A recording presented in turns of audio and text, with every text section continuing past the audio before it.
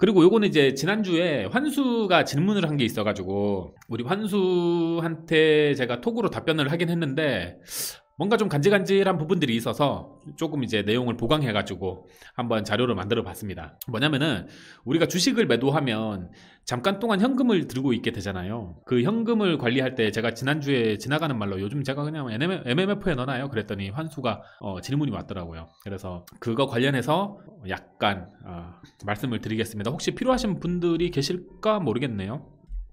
이거는 저는 단순해요. 저는 뭐 이제 복잡하게는 안 하거든요. 저는 항상 생각이 심플한 사람이고 심플한 걸 좋아하기 때문에 그냥 저겁니다. 예. 주식을 갖고 있어요. 주식을 좀 팔았어. 그러면 이제 계좌에 현금이 좀 생기겠죠. 그럼 현금이 있어. 이것도 바로 쏘냐? 그게 아니고 또 뭐 살만한 주식이 있어요. 나중에. 그러면 그걸로 주식 사고 이렇게 왔다 갔다 해요. 뭐 이걸로 뭐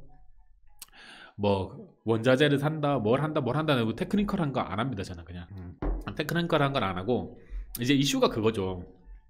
주식을 팔았을 때 현금이 잠깐 들어오잖아요. 그러면 현금이 들어오면은 예수금 계좌에서 현금이 썩는단 말이죠.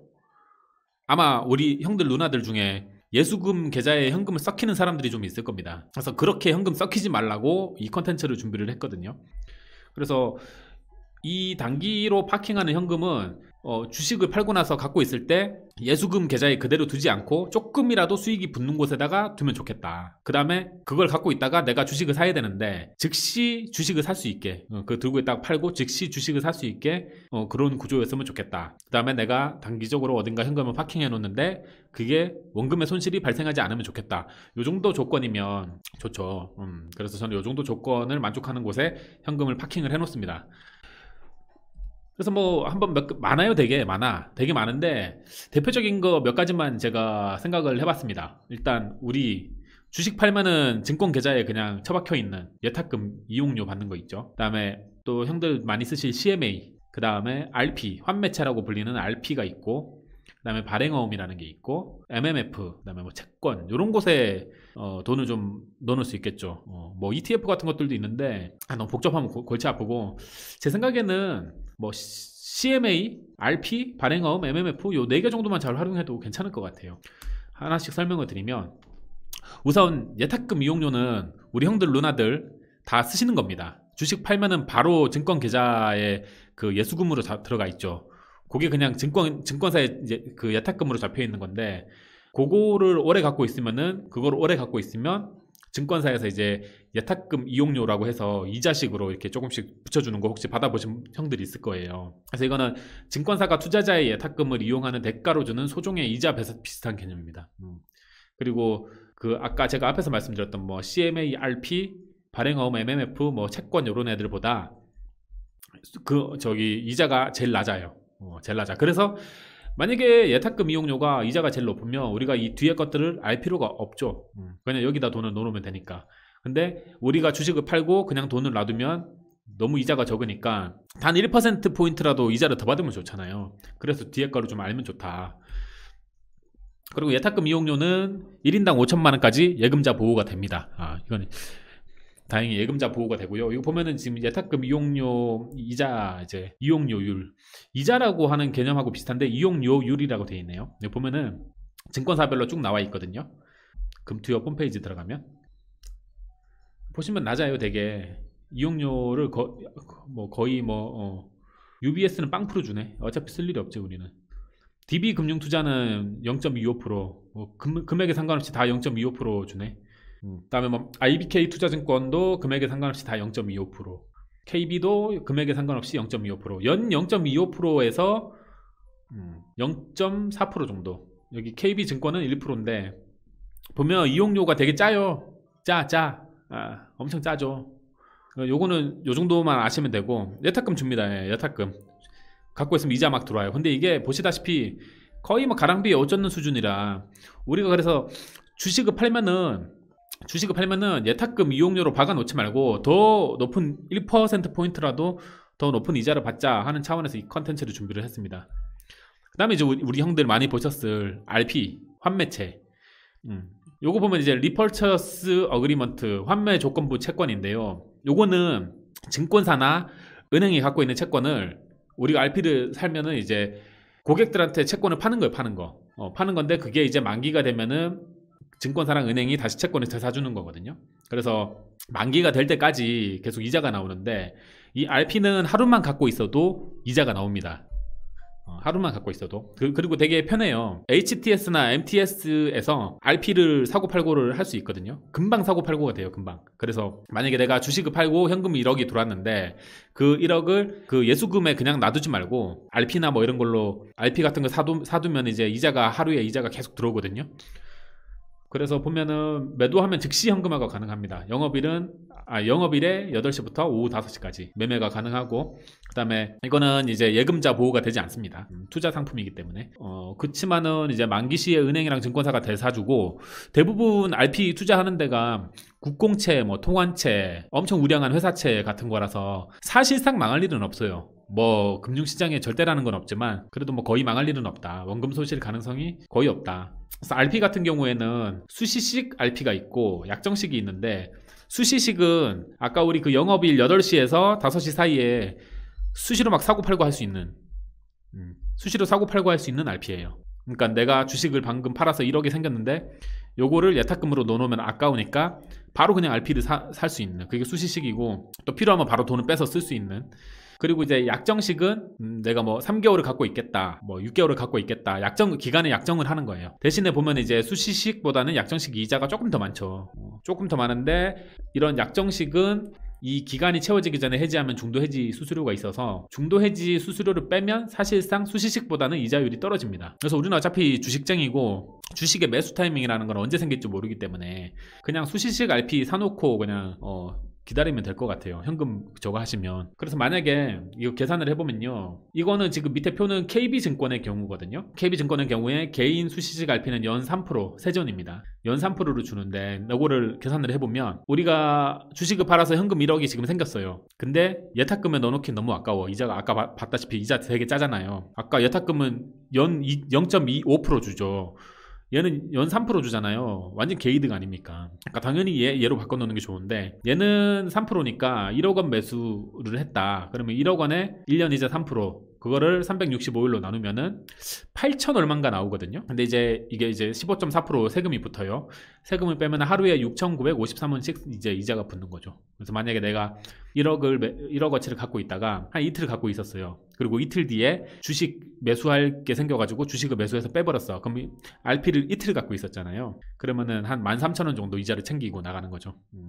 그 다음에 이제 형들 많이 쓰시는 CMA는 뭐 종류가 RP형, MMW형, MMF형, 뭐 바레모험형 여러 가지가 있는데, 어떤 형의 이제 비중을 더 신냐에 따라서 수익률이 조금 다릅니다. RP형 뭐 연 2.5% 이렇게 그 자기가 쓰는 증권사에서 CMA도 매수할 수 있잖아요. 가서 자기가 쓰는 증권사의 안내를 보는 게 제일 정확합니다. 이거는 제가 샘플로 대신증권 거랑 KB 거 그냥 갖고 온 거거든요.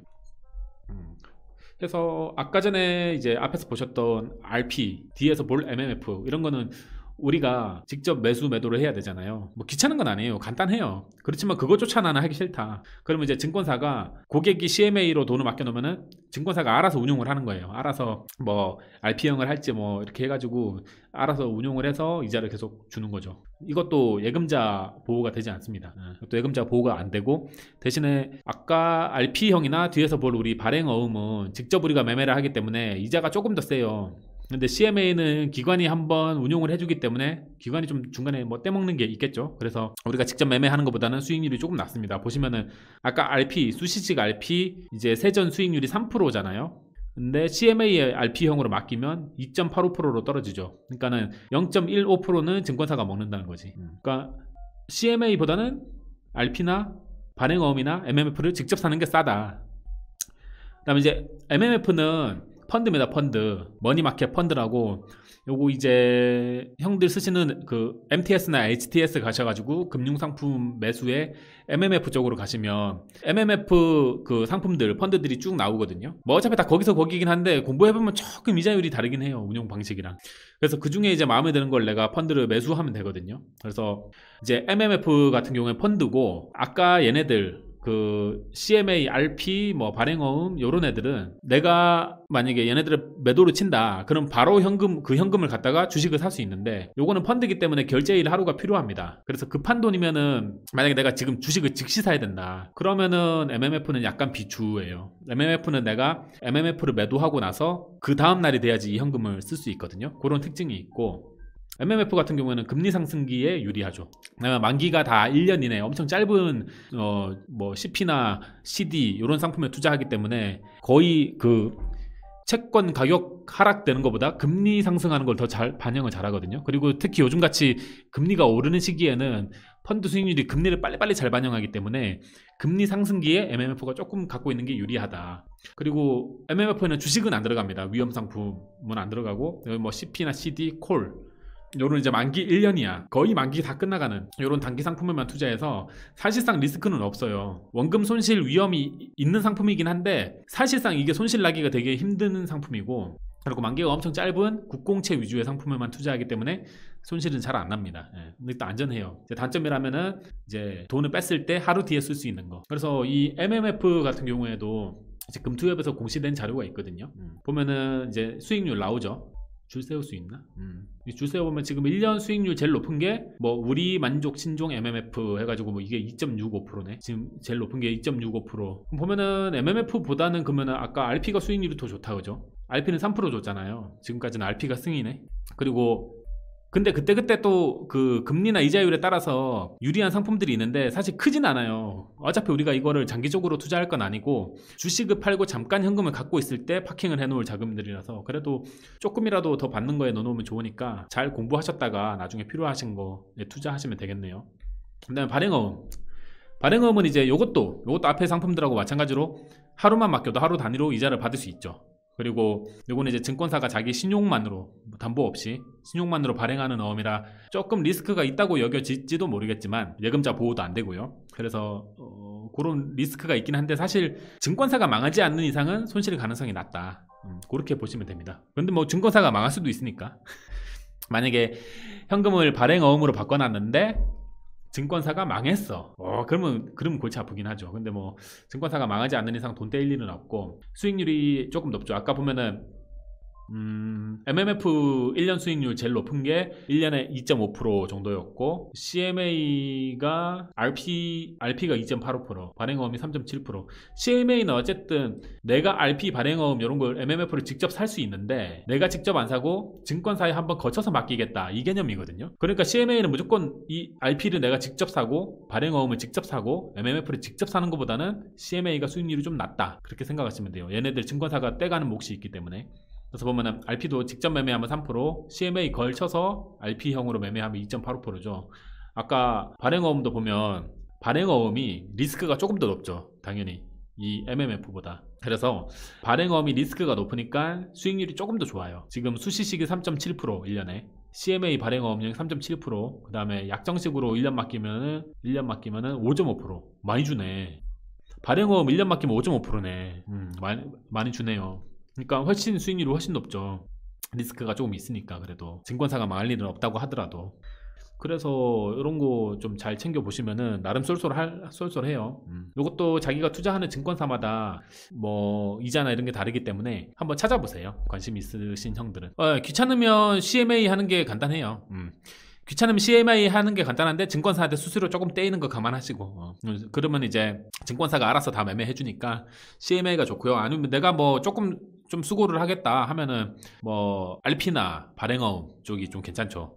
바로바로 뺐을 수 있고 금리도 괜찮고 MMF도 나쁘진 않은데 저는 요즘 MMF에 그냥 박아놨거든요. 근데 연초부터 주식 다시 사야지 이제. MMF는 이제 대신 하루 기다려야 된다는 단점이 있고 몇몇 분들 보니까는 그냥 주식 팔고 꽤 목돈을 증권사 예수금에 그냥 넣어놓더라고요. 너 얼마나 손해야. 이자 0.2% 받고. 그러니까는 조금만 알고 조금만 부지런하면 우리 형들처럼 뭐 RP나 CMA나 발행어음 같은 거 이런 거 클릭 몇 번만 하면 되잖아요. 이자를 몇 배를 더 챙기는데 그죠? 10배 이상 챙기는데 이자를. 우리 똑똑한 형들. 그러면 채권은 이 채권을 하려다 말았는 게 좀 채권은 종류도 많고 복잡해요. 저 같은 경우에는 예전에 거의 뭐 BBB 플러스 그 정도 등급 되는 좀 위험한 회사채들 좀 많이 갖고 있었거든요, 현금 대신. 근데 형들한테 신용 등급 낮은 회사채 갖고 있으라는 얘기는 못 하겠어요. 위험해. 그래서 채권에 대한 거는 나중에 기회가 되면 따로 한번 다뤄보도록 하겠습니다.